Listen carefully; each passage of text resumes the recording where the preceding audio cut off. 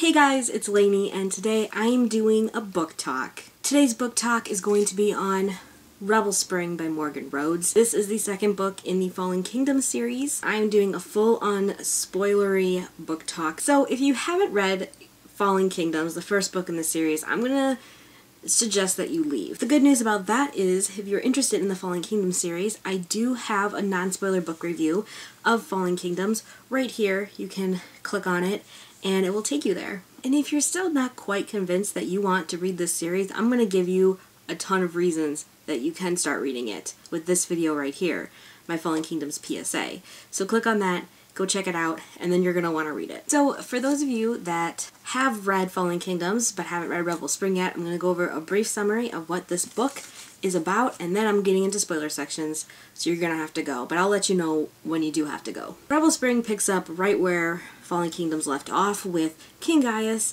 and the other Lemurians conquering Aranos. At this point, the core four, which is Magnus, Lucia, Cleo, and Jonas, they are all reeling from the events of what happened at the end of the first book. Cleo is held captive in her own castle, while the enemy kingdom is governing her people. Technically, Cleo is the queen of Aranos, but she's not, because her father and her sister both died in the overtaking of the castle at the end of the first book. Jonas has turned into a full-fledged rebel at this point because he realized that the Lemurians and King Gaius were not as all what they seemed. They were kind of just using the Pelasians as a ploy and as people they could easily sacrifice in the war. And he has formed his own band of little rebel boys. Lucia is in a coma. After she broke down the castle walls with her fire, she slipped into a coma and she hasn't been able to wake up yet. And Magnus, of course, is just being awesome and sassy. Clearly he's my favorite character. He's trying to figure out kind of what's going on with Lucia and what is going on with the kingdom and his father, and why his father is kind of obsessed with magic. That is it for my non-spoiler summary. If you haven't read Rebel Spring, if you haven't read it yet, you should go, because this is a book talk. Okay, so for my people that have read Rebel Spring, this is a reread for me. When I first read it back over the summer, I never did a book talk for it, and I regret that. Since I decided in December to reread the series, I decided to do a book talk for Rebel Spring and Gathering Darkness when I read it. As you can see, I tabbed quite a lot of passages. Everything that I really liked, everything that kind of was hinted at for different aspects of the book, I immediately tabbed it. I went through about 2.5 red tabs because of course they all had to match. So I want to talk about this prophecy, because when I reread this prophecy, it was like clarity. And I'm going to tell you guys what this prophecy is. It's the prophecy that Melena tells King Gaius when she visits his dream. The prophecy is that there would one day be a mortal king who would rule over this kingdom. One who would discover a great magic that would turn him into an immortal god. That he would rule his kingdom with a goddess as his queen, and that they would in turn rule everything. This world and all that lies beyond, and everyone, be they mortal or immortal, would bow before them. It is you, my king, and I shall be your queen. That is what Melena says to Gaius.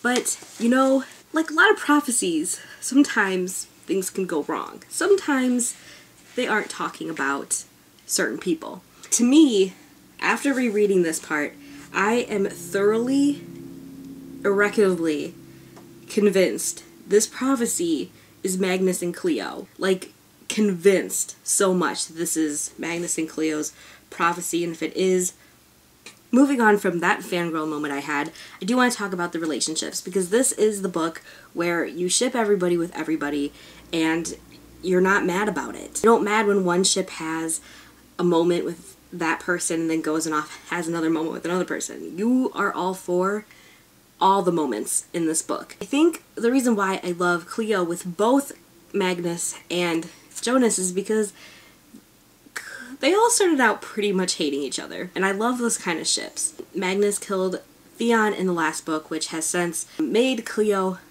totally hate him, and then they're forced to get married in this book, which totally took me by surprise when King Gaius announced that they were going to get married, but it was a good part on King Gaius's part, I think, to marry Magnus and Cleo together, because as much as I hate King Gaius, and he is a you know, he's a mofo. I hate him. But I love him as a villain because as evil as he is, he's also really smart and he knows how to, you know, win the people over. And I loved his character, surprisingly enough, especially in this book, because you see like his most horrible decisions that he makes, but then like in his dreams with Milena, you see like a different side of him where he thinks he's still this big badass, but it's like, you are a peon compared to Milena. I loved those moments of those dream sequences because they showed so much more of King Gaius' character than what we usually see, which is a villain. Back to Magnus, Cleo, and Jonas. I also really like Cleo and Jonas together because they have really great chemistry. They also started out really hating each other. Maybe not so much on Cleo's part, but Jonas definitely really hated Cleo in the beginning.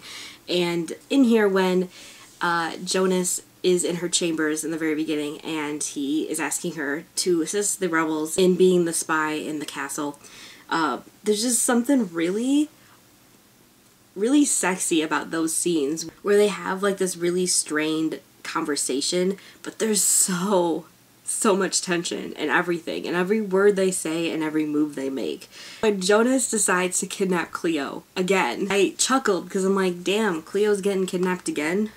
Must be Tuesday. What was fun about this kidnapping sequence was that Cleo had a lot more power, obviously, than she did in the last one, and I liked the idea that she was slumming it with the other rebels and she was fine with that, and she kind of built relationships, those kind of summarized with some of the other rebels like Taurus and some of Honoria, the other girl. Let's just talk about the scene where the guards find the rebel camp and they all scatter, and Cleo and Jonas run together into like this little alcove, and oh gosh, what did he say? So then Jonas tells Cleo, we'll have to stay here for the night.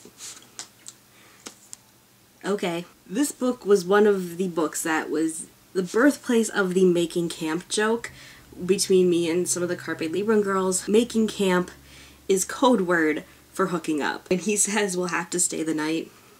We're cool with that. You make camp, Jonas, and stay the night. This was the moment where they also shared their first kiss, and as I'm not getting into Gathering Darkness spoilers, it is pretty well known that I really ship Cleo and Magnus together, that when I reread their kiss scene, I was not mad.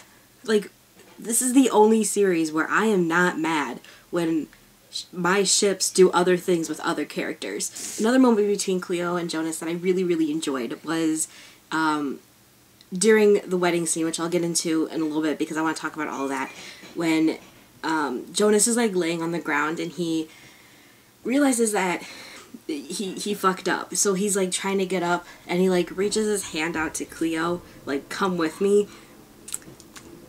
My heart broke because Cleo knew she couldn't go with him, and then she's like questioning, like, would she go with him? Like, if she wasn't wearing a 50-pound dress, would she have gone with him? Like, that's an interesting, because she uses the dress as an excuse, which makes me want to know what her decision would have been if she would have been wearing something more durable. Moving on from Cleo and Jonas, I want to talk about Cleo and Magnus. So they have this really great hateful relationship. So when King Gaius announced that they were going to get married, when I first read it, I liked it, but I wasn't sure because I was still a big Jonas and Cleo fan. And have I ever mentioned that I really liked how Cleo wasn't a virgin? Because I feel like a lot of these fantasy books, the princess is always a virgin, and I mean, that's okay, but it gets old when you read that over and over again, like, oh, of course she's a virgin. I do like how Magnus didn't hold that against her. He's just like, whatever, I'm not one either. And then their relationship like really built, because the relationship built a lot on conversation, which you don't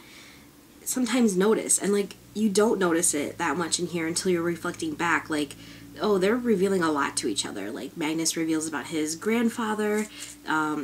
She was there to comfort him, sort of, when they found out that Queen Aletha was murdered. They have their moments of humanity, and I love that about their relationship. That kiss on the wedding tour, that for me was when I really started shipping them when I first read that. When I first read The Kiss the very first time, that's when I started shipping Magnus and Cleo, because it made me pause, because it made the characters pause. They both were still thinking about that damn kiss chapters later. They always had like a really good hateful tension, especially when they were talking to each other, that when that kiss happened, it kind of just like bubbled over. Fireworks. Magnus as a character, I do want to talk about him because he is fantastic. Sometimes in this book, it just shows like quotes of him, like it doesn't say like Magnus said or Magnus whatever. You can just hear him saying it in his head, and you just know he's delivering it in the most bored and deadpan tone he can manage. A lot of those happen when he's talking to Aaron Ligarius, the King's Liege, or the little bitch. You can just totally hear how he would deliver everything he says, and that makes him a great character, when the reader can just totally envision how he's saying it with very little description towards the dialogue. Especially all of Magnus's interactions with Nick is hilarious. Magnus and Nick's interactions are some of my favorite interactions in the book, because he just knows how to get under Nick's skin, and as much as I love Nick, I'm just like, why are you buying into this? Why, Nick? It's okay, because they don't love each other yet. Lucia. Lucia is the other of the core four. She is in a coma for pretty much a lot of the story. I don't want to say she's my least favorite of the core four, but she is, and she is a little bit of annoying, and I think that is because even though her and Cleo are the same age, Lucia presents herself as more juvenile and a little bit more immature, versus Cleo, who's years beyond herself and totally strong and independent and very opinionated, while Lucia is very more demure. I think that's why a lot of people find her annoying, is because you have two girls the same age and they're vastly different, and Cleo is just a little bit more stronger. I feel like that's what I felt when I was reading. Her visits with Alexius. Another thing about me is that I hate Alexius. He is by far my least favorite character in the book. Every time he says something, I'm just like, sit down, Alexius. I don't even know. I think I can't. I don't know why I hate him so much, but I do. Him and Lucia kind of fall in love, and I feel like their relationship happened very quickly. And the fact that Lucia's inner monologue is that she's in love with him, I feel like that's more infatuation of a boy giving her attention away from her father and her brother, which both Gaius and Magnus have always been very helicoptery when it comes to suitors to Lucia. So this was like the first time she was getting to know a boy outside of her family, and I think that's why she kind of really fell for him, but I still don't think she's in love with him. I just think she loves the idea of being free with someone of her own choosing, away from everybody else. She was still to me in this book.